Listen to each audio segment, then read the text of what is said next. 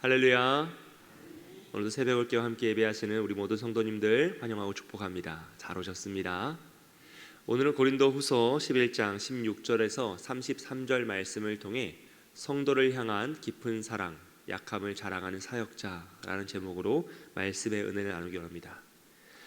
고린도후서 11장 1절부터 15절까지 말씀에서는 거짓 교사들의 악함을 폭로하며 자신을 변론하였던 바울은 이제 16절부터 오늘 33절까지에서는 자신이 당했던 고난과 자신의 약함을 자랑하며 참된 그리스도인의 일꾼이 어떠한 존재인지, 어떤 삶을 살아야 하는지를 잘 설명하고 있습니다. 16절 말씀을 한번 보시면요, 11장 1절 말씀과 동일한 비슷한 패턴의 말씀이죠. 바울은 고린도 교회 성도들을 설득하기 위해 어쩔 수 없이 자신이 했던 일들을, 사실을 말하는 그 행위를 할 것인데 그것을 어리석은 사람처럼 여기지 말아달라라고 요청합니다. 왜냐하면 이것이 어리석은 일이다라고 주장하였기 때문이죠. 17절 말씀 보시면 사실 바울은 스스로를 자랑하는 것을 굉장히 어리석다라고 계속적으로 반복하여 말하고 있어요. 왜냐하면 그것이 예수님의 뜻과는 전혀 달랐기 때문입니다. 바울은 지금 모든 언행의 목표를 예수님을 잡고 있지 않습니까? 모든 기준을 예수님을 따라가는 것이에요.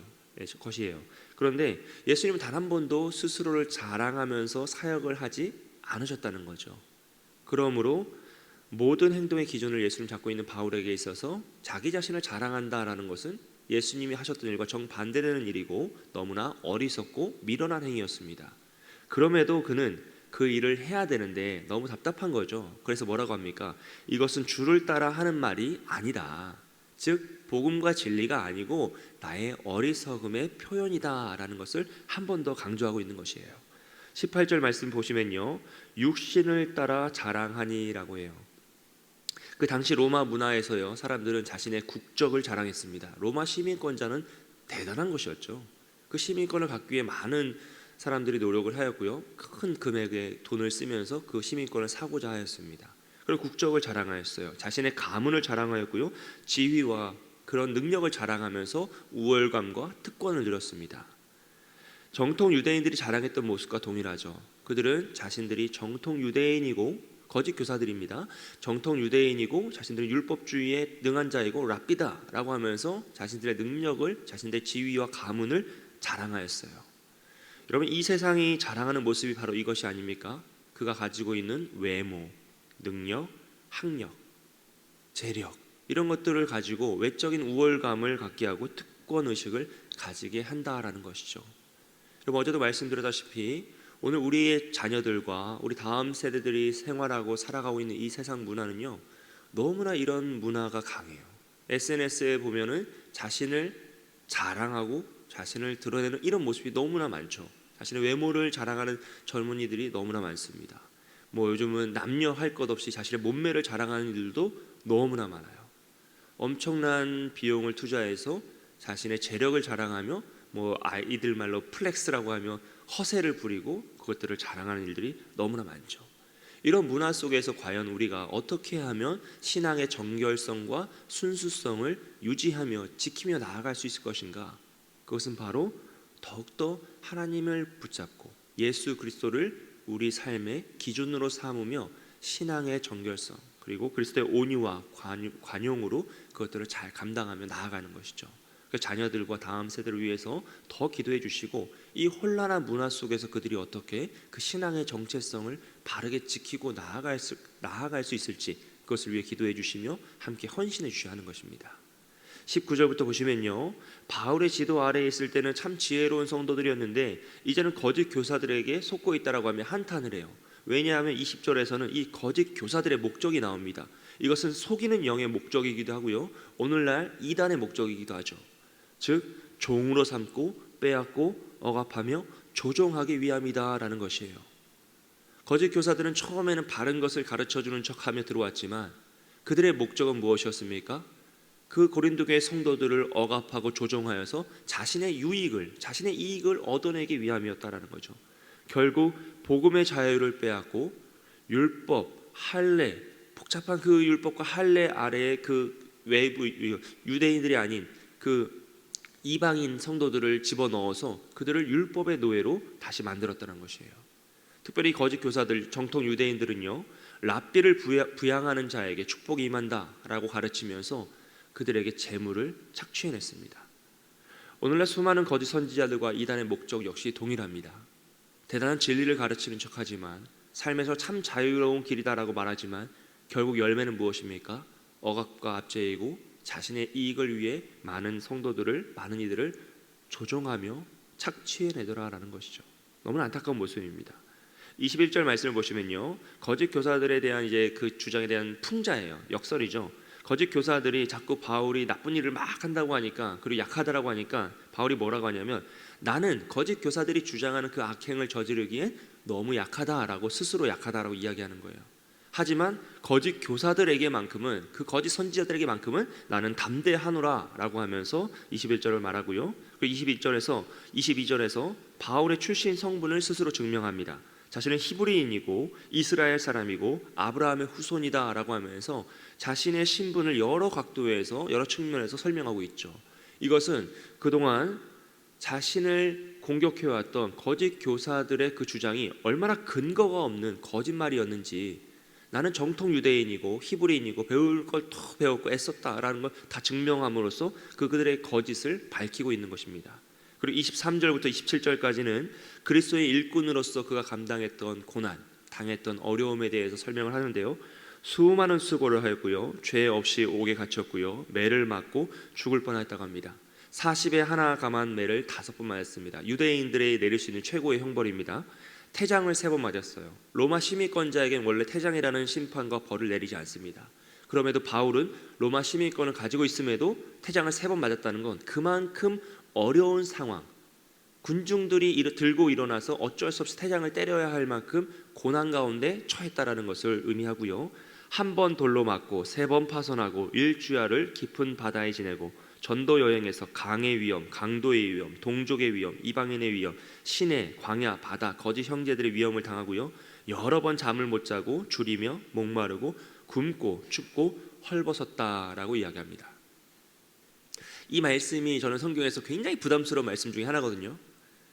이 말씀을 읽을 때마다 정말 할 말이 없는 그의 고난 앞에서 우리는 과연 어떤 삶의 태도를 취해야 하고, 또 저는 이제 목회자로서 이런 고난이 나에게 찾아온다면 나는 이것을 아멘으로, 감사함으로 받을 수 있을까라는 고민이 굉장히 커요.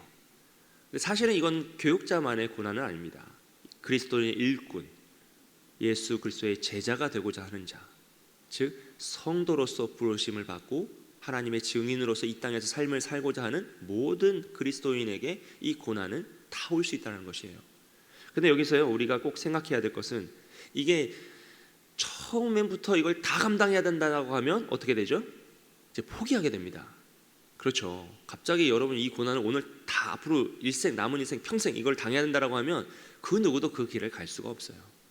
그렇다고 해서요, 이것을 그냥 사상과 이념적으로 이런 고난이 닥쳐도 이렇게 잘 감수해야 되는 거야 라고 하고 하나의 가르침이다, 하나의 사상과 이념과 목표다라고 이야기하면요, 이것은 굉장히 뜬구름 잡는 얘기가 됩니다.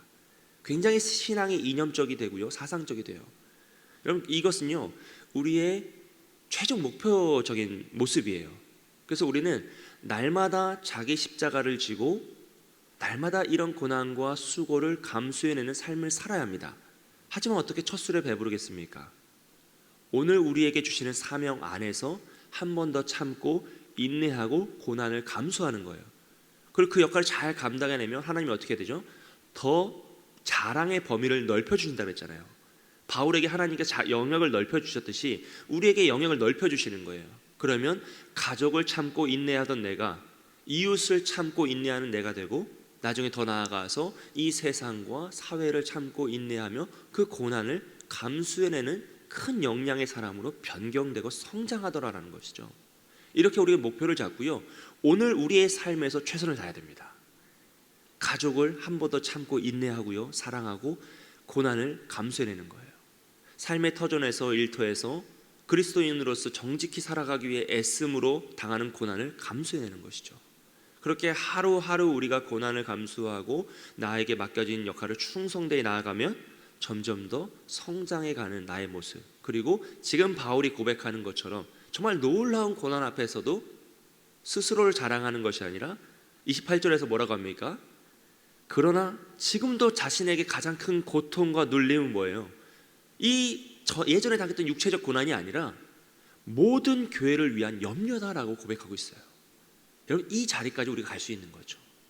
내가 정말 많은 고난을 당했어, 많은 수고를 했어, 야 그때 정말 어려웠다, 이렇게 하는 것이 아니라 그 모든 것보다 지금도 내 마음에 가장 큰 어려움과 슬픔과 염려는 바로 주의 몸된 교회가 더 온전히 서지 못한 모습, 그것을 어떻게 하면 내가 더 세워나갈 것인가, 그것이 나에게 염려가 되고 고난이 된다라고 애써 고백하고 있는 것이에요. 29절 말씀에서는요, 자신의 마음을 이렇게 표현합니다. 성도의 아픔을 자신의 아픔으로 여기는 참된 목자상이죠. 약한 자가 있을 때 나도 같이 약해졌고, 아픈 자가 있을 때 나도 같이 아파했다. 예수 그리스도의 목자상 아니겠습니까? 함께 울고 함께 웃는 그런 마음으로 살았다라는 것이에요. 그리고 30절에서는요, 나의 자랑은 오직 나의 약한 뿐이다 라고 고백해요. 이런 마음을 하나님이 아신다라고 고백하고요, 32절부터 33절까지가 재미있는 부분인데, 여기서 바울은 회심 이후에 처음 다메섹에서 복음을 전하다가 유대인들이 자신을 죽이려 할 때 도망친 사건을 이야기해요. 왜 갑자기 이 사건이 나오냐면요, 30절에서 그가 뭐라고 자랑하죠? 나의 자랑은 오직 나의 약한 뿐이라고 하잖아요. 이 사건이, 다메섹 사건이 자신의 사역에서 가장 약한 부분이라는 거예요. 지금 같아서는 거기서 복음을 전하다가 유대인들이 돌을 던지면 돌을 맞고 매를 때리면 매를 맞을 것인데, 그러면서도 끝까지 복음을 전했을 것인데, 그때는 내가 처음이라 도망쳐 버렸다는 거예요. 그 시간이 자신의 전체 사역에서 가장 부끄럽고 수치스럽고 후회되는 모습이다라고 지금 그것을 자랑하는 것입니다. 그래서 바울이 진짜 자랑하는 건 뭐예요? 자신의 약함이라는 거예요. 나는 내세울 게 이런 것밖에 없는 사람이다.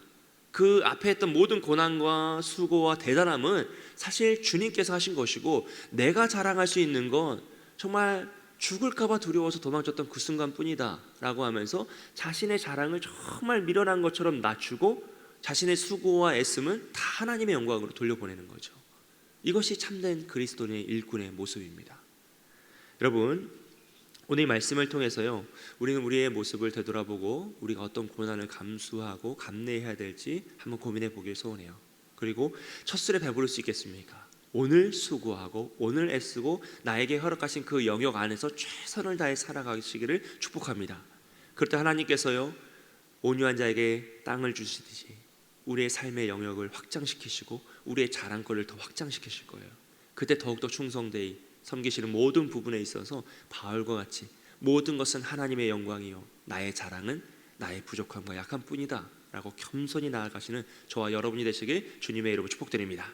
함께 기도하겠습니다. 시작 합심하여 기도하며 나아갈 때 우리 나라와 민족을 위해서 기도해 주시고, 우리 모든 위정자들 하나님을 두려워하며 일륜과 도덕에 어긋나지 않도록 이 나라의 국정을 잘 이끌어 나갈 수 있게 달라 기도해 주시고요, 우리 새가족 양육 2기 수료식 이번 주일에 있습니다. 우리 주일 예배 가운데 은혜 위에 은혜를 더하여 주시고, 정말 모든 성도들 예배에 참여하여 큰 하나님의 임재를 누리며 은혜를 받게 해달라고, 우리 직분자 교육 가운데 함께 해주시고, 우리 교회 학교 여름 수련회와 성경학교 진행되고 있습니다. 우리 고등부 여름 수련회 그리고 유년부 여름 성경학교가 이번 주에 진행됩니다. 주여 은혜를 허락하여 주옵소서. 주여 은혜를 허락하여 주옵소서. 우리 다음 세대들 하나님을 만나는 인재 역사 임하게 해달라고, 그것을 체험하게 달 기도해 주시고요, 코로나 확진자가 점점 늘어나고 있습니다. 주여 이 전염병의 질병 지금 지켜보호해 주시고, 확진받은 모든 성도들 건강 회복시켜 주시고, 모든 상황 가운데 하나님의 은혜로 이것을 잘 넘어갈 수 있게 해달라고 이 시간 함께 기도하며 나아갑니다. 사랑과 은혜가 많으신 하나님 아버지, 이 시간 간절히 기도하며 나아갑니다. 주여 이 나라 민족을 주님 긍휼하게 해주셔서 우리 모든 위정자들 하나님을 두려워하며 일륜과 도덕에 어긋나지 않도록 주여 국정을 잘 이끌어 나가셔서 지혜를 더하여 주시고, 하나님 돕는 손길들과 지혜로 함께하여 주옵소서. 하나님 우리 교회 사역 가운데 은혜 위에 은혜를 더하여 주셔서 우리 새가족 2기 수료식 주일 3부 예배 가운데 임합니다. 주여 주님 그 시간 함께하여 주셔서 우리 수료식 참석하는 우리 새가족들 마음의 평안이 임하여 주시고, 우리 교회를 더욱더 사랑하게 하여 주시고 한 가족이 될 수 있도록 축복하여 주옵소서. 우리 주일 예배 가운데 주의 임재와 역사가 임하게 소원하오니 예배에 참석하는 모든 성도들 은혜 받게 하여 주시고 하나님을 만나게 하여 주시고 귀한 치유의 역사, 은혜의 역사 나타날 수 있도록 주여 성령으로 함께 하여 주옵소서. 우리 직분자 교육 가운데 함께 하셔서 청정한 일꾼이 세워지게 하여 주시고 우리 교회 학교 여름 수련회와 성경학교 가운데 함께 하시길 소원합니다. 우리 여름 유년부 여름 성경학교 고등부 여름 수련회 가운데 함께 하여 주셔서 허겁한 일 생기지 않게 하여 주시고 안전사고를 하지 않게 하시고 무엇보다 성령님 함께 하여 주셔서 그 가운데 임재의 역사, 은혜의 역사, 성령 충만의 역사를 함께 경험할 수 있도록 도와주시옵소서. 하나님 코로나 확진이 너무나 늘어가고 있습니다. 주여 우리 모든 성도 지켜보호하여 주시고 이 나라 민족 불쌍히 여기셔서 이 질병이 하루속히 사라질 수 있도록 회복될 수 있도록 확진받은 모든 성도들 강건하게 회복될 수 있도록 도와주시옵소서. 주여 은혜를 함께하여 주시옵소서. 사랑과 은혜가 많으신 하나님 아버지, 이 시간 간절히 기도합니다. 우리가 자랑할 것은 오직 우리의 약함밖에 없음을 고백합니다. 오늘 하루 주님께서 허락하신 그 고난을 능히 감당하는 우리가 되게 하여 주시고 우리의 삶의 터전에서 예수 그리스도로 말미암아 주님을 목표 삼아 한 번 더 참고 인내하며 사랑할 수 있도록 도와주시옵소서. 하나님 간절히 기도합니다. 이 어려운 시국 가운데 우리나라를 지켜보호하여 주시고 코로나 확진자가 날마다 늘어나고 있사오니 우리 성도들, 우리 자녀들 지켜보호하여 주시고 확진받은 모든 성도들 속히 회복될 수 있도록 도와주시옵소서. 하나님 새벽을 깨어 간구하여 싸우니 우리의 간구의 제목 가운데 응답하여 주시고 우리 교회에 더욱더 주님의 영광과 능력이 나타날 수 있도록 도와주시옵소서. 감사드리며 예수님의 이름으로 기도합니다. 아멘.